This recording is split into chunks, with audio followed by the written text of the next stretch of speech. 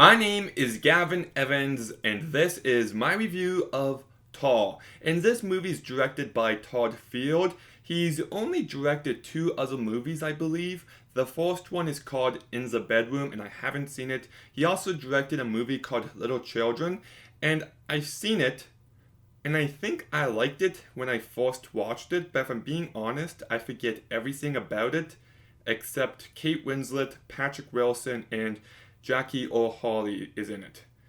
And that's where my knowledge of that movie ends. I gotta rewatch it. But, anyways, this is not a movie I was really looking forward to. I saw the first teaser and I thought it looked really pretentious, but then I heard amazing things about it from everyone. And I'm just like, I don't really think it looks all that good, but everybody says it's amazing, and every Oscar season, this happens to me. There's a movie I have zero interest in, but then everybody says it's amazing, and because of that, I cave, I watch it, and my first impressions were spot on, and that's what happened with this movie. I did not like it at all, but let's begin talking about what I did like, and Cate Blanchett is amazing in this movie.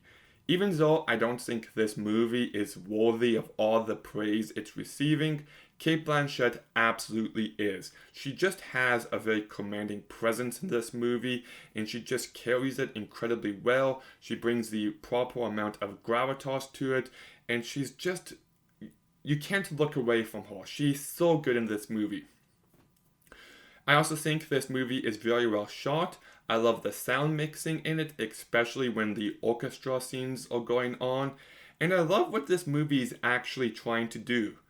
You know, it's trying to explore complex ideas like accountability and power and ego. And it's not trying to tell you exactly what to think about them. It just displays it all for you to come up with your own thoughts and feelings on. And that's really smart writing. But unfortunately, this movie just didn't resonate with me in any way.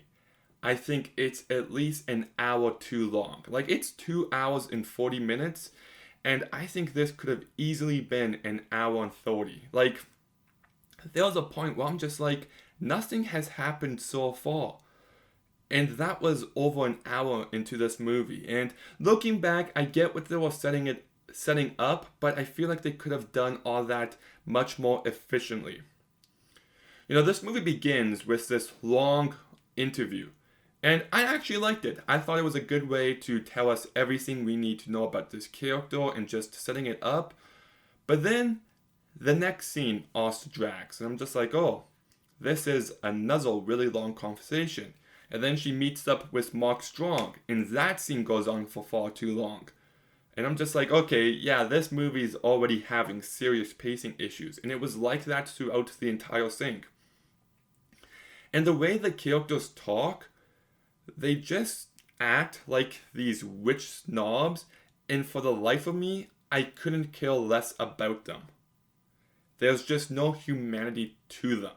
For this movie to be effective, we had to actually care about the main character. So when Her Fall from Grace happens, it actually affects us. And we don't want that to happen, but do we? And you're left with more complex feelings on it. Well, here, I didn't care what happened to her because I just never cared for this character. You know, it's just a very cold movie that kept me at a distance. And I was absorbing the characters and the story, but I wasn't connecting with them. And that was a huge issue for me.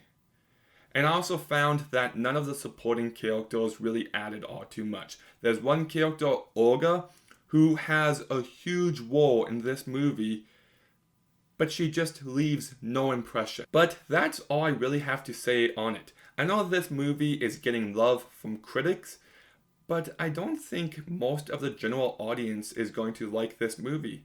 I think most of them are going to watch it and just be bored relentless like I was.